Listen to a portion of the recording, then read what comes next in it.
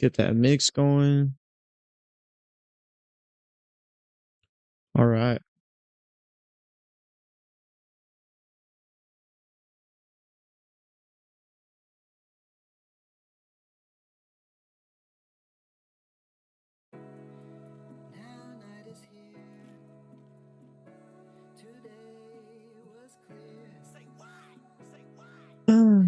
Okay. Here we go.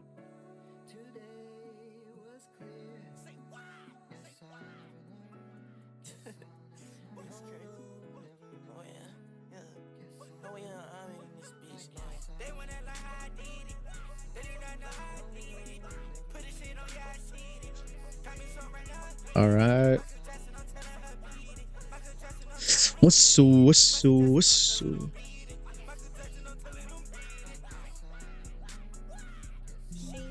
that off. Let's make sure the stream is running.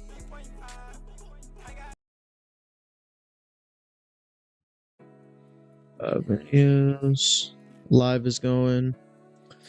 Perfect. What's up, guys? Currently live on Twitch too. Okay. Perfect. All right, let's get this started.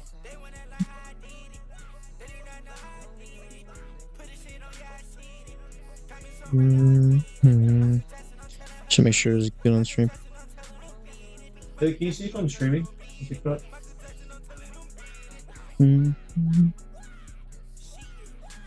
Yeah.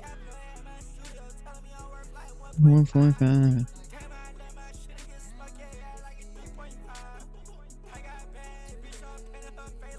You see anything? No. Word.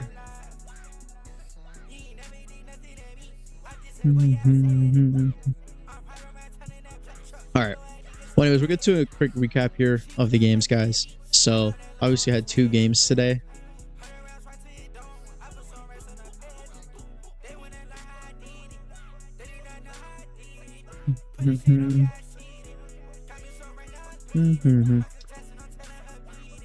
Wait 1 second, guys.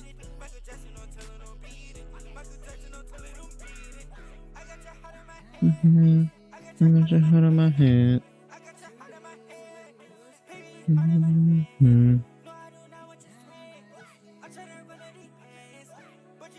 Hold up 1 second. Okay. All right.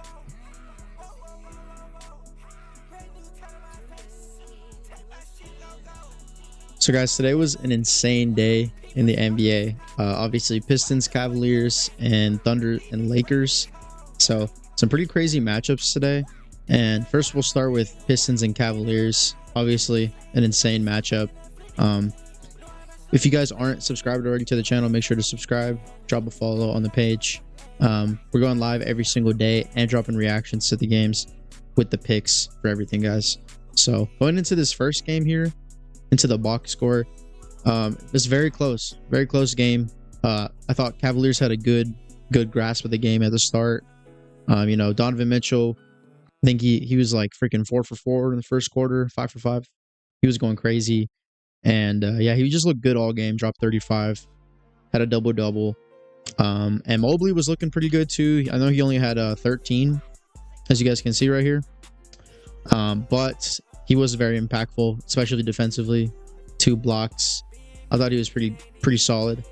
On the Pistons side, I saw that they were using Cade a lot. Obviously, he was 10 for 27, low key chucking up a couple shots. So that wasn't that good.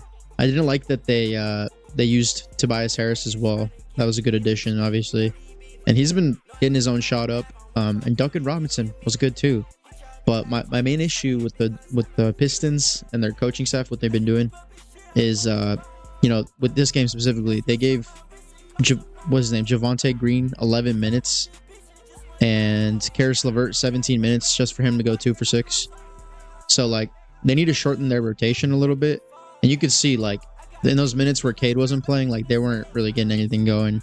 besides like Tobias Harris, like post ups, and like Azar Thompson, like he's not really that good either, bro. Like 9 points. He's good defensively, obviously, but he's not able to carry that team offensively. So, yeah, regardless, they kept it close, and by the end of we get to the fourth quarter, and Cade's just like putting up crazy shots, like has a triple double this game. So he just looks really good this game. But obviously the turnovers is really bad. The 8 turnovers. So you take it and you leave it. +6 only. And my issue is Dennis Jenkins has been playing good this whole series when he gets minutes. So why then are we giving him 18 minutes and only 5 shot attempts? Bickerstaff. Like I really don't understand it. Like when you needed that offensive punch, Cade's the only one doing anything really, and Tobias and Duncan, like at a certain point, Cavs are going to adjust. They're a good defense. I think Jenkins should have been involved more. Like, why is Ron Holland getting 4 minutes? That doesn't make any sense either. Beef Stew, like, he was good in his minutes, and so was Paul Reed. So you had, like a top 1% game from Paul Reed. Looked really good. And yeah, you just kind of wasted it here. Could have taken this game too, especially late. But yeah, just kind of like minute mismanagement. And for the Cavs, Harden looks amazing. That he's just cooking everybody with those floaters and those little step back mid ranges. And yeah, I had 40 minutes. Obviously, played almost every minute, and he was impactful with his shots. 8 for 14, 3 for 7, 7 assists. And towards the end of the game, he was kind of just getting his own shot going, dribble, step back, kind of like combination. And at the end of the game, he had that like pretty much game winning step back 3. So that was crazy, which you don't really see from Harden that much because his playoff reputation isn't the best. But yeah, good play from him. And hopefully Cavaliers can keep up this intensity. They did kind of slip the ball a little bit. They gave up their lead. I thought some things to note was Jared Allen looked amazing. He's just kind of getting whatever he wants. The Detroit interior defense has just had no answers for him. Evan Mobley has been looking good too. I need to see him get more aggressive with the shots because 13 points is, it's good, but it's not going to cut it when it comes to like New York or, if they make it to the finals. Like we need Evan Mobley to be like ultra aggressive, and I like his intensity and he's been doing a lot better, but we're going to need to see a little bit more in those minutes from him offensively. And James Harden and Donovan Mitchell, really no complaints there, honestly. Like everybody else has been amazing. It's just like we need Mobley as like basically the third option to like step up and really just take offensive responsibility. And yeah, so they did pull away with this. Dennis Schroeder even looks good coming off the bench, 3 for 3, had 2 assists. So that was looking great, guys. And Sam Merrill making some threes. Jalen Tyson, I don't know if he needed 14 minutes, to be honest. That was a little unnecessary by Kenny Atkinson. But yeah, everything else looked pretty good for the Cavs, honestly. Their role players are solid. I just need to see like Harden punch up the points just a little bit. Like let's see him continue to do this, and let's see Mobley get a little more aggressive and Jared Allen do what he's doing. And I think this team has a good chance, man, to move on. But first you gotta win another game at home. See what happens. But yeah, in terms of the picks from this game, we had this one right here, Dennis Schroeder, 2.5 assists, and he ended up hooking us at 2, I believe. Yeah, I took him for 2.5, and he ended at 2 right here. Unfortunate. Honestly, in hindsight, I would have taken his points and assists. So that's kind of on me for just kind of like going over that, because he was insane. 4 for 5, 3 for 3. So it was a correct read. Just the assist, maybe like with teammate missed a shot. So missed by 1, unfortunately. But going into the next game, guys, this was tough to watch, man. As a Lakers fan, this was tough to watch, honestly. My Lakers lost by almost 30 points, 27-point blowout. What they do is they make it look good in the first half, and they really kind of like keep the pace going. And they by the time the third quarter started, they came out looking really good. And that's what the Lakers do. They kind of like phase out towards the end of the game. And the Thunder just really never get tired. They never really like, It's crazy. They just never really have like a bad shooting day. Like all their players are like freaking plus in the plus digits. They're all good defenders. They all shoot well. And like the Lakers are just the opposite. Like, you got 40-year-old LeBron going 7 for 19, you know, doing all he can pretty much. 6 rebounds, 8 assists. So he's a minus 24. Like obviously, like if he's trying to score the whole game, he can't defend at a good level. So obviously they're just a defensive liability. This team is pretty. They went from being really good and during the Houston series to kind of just awful. And they were complaining about fouls and stuff like that and like getting enough free throws. They got enough free throws this game. They got more than enough. Yeah. And honestly, dude, like this guy, Austin Reeves, bro. Austin Reeves, gang, 17 points, 5 for 13. And like really, most of those were just free throws. You know, 9 assists is good, but minus 23, guys. All he does is literally just drive into the paint and just like shoot some contested like junk. And you know, he doesn't really. The 9 assists is more. He has 5 turnovers as well. Led the team with turnovers. And this team has had such a bad issue with turnovers. They had like 28 points off turnovers or something like that. Just you can't win a game like that. You can't win a game. Even if they kept it close, that's what happens. Pretty much all their starters were in the negative. Rui looked amazing, honestly. Not much he can do defensively when he's not even supposed to be the defensive like player, but you know, he's basically doing everything offensively. Their leading scorer, 5 for 8. So, I mean, in my opinion, he was their best player tonight. Ayton kind of just cruising through the game. No defensive intensity at all. He's a -8, but honestly looked a lot worse. 6 rebounds, 10 points. I mean, I expect that from him, but you know, just the defense was not good. Chet was literally just able to get whatever he wanted inside. So was Hartenstein. Like Hartenstein literally Hartenstein had like freaking 4 alley-oop dunks, bro. You can see 6 for 7. Like he's so efficient because he literally just gets alley-oops and like quick dunks. So 9 rebounds. Like Hartenstein's been amazing, bro. Plus 26. Like he's looking like Knicks Hartenstein, like prime Hartenstein. So yeah, Thunder are just too much, bro. They're too much for the Lakers right now, especially without Luka. Honestly, even with Luka, this still would have been a sweep. Let's be honest, guys. The Lakers role players are just some of them are dreadful, bro. Marcus Smart, you know, 10 points, 3 rebounds, 3 assists, -22. I mean, just meh.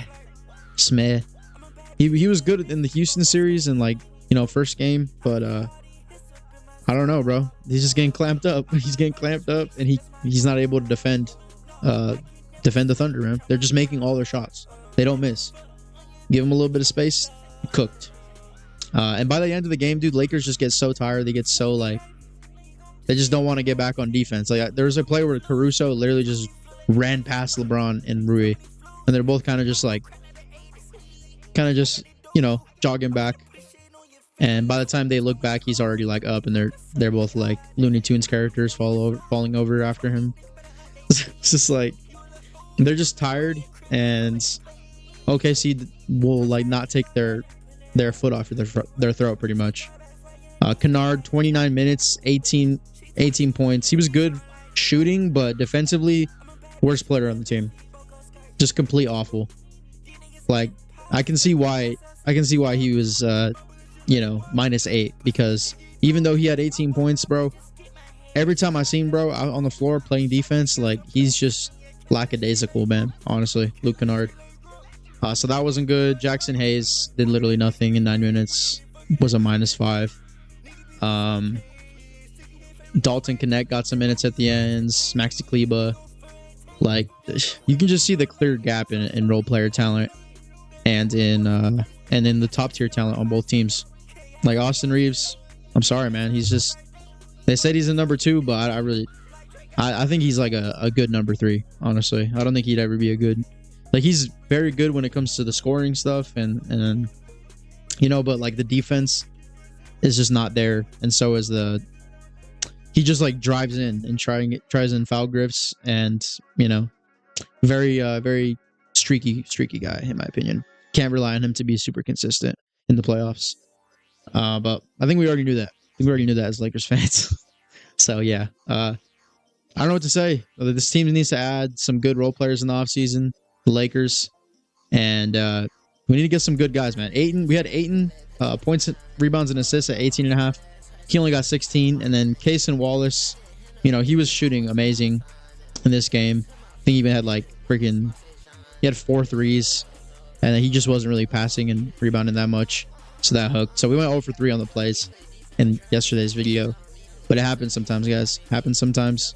And Ayton was our closest one, and he kind of just 24 minutes, 5 for 9, like no assists. Come on, bro. Just not doing enough for his team. But yeah, guys. Honestly, I don't know what to say. This team is probably gonna win the finals like this year. So if you can't get some futures on them, I would, because I don't know if there's any team that's gonna stop them. Chet is like amazing, 9 for 14, 9 rebounds.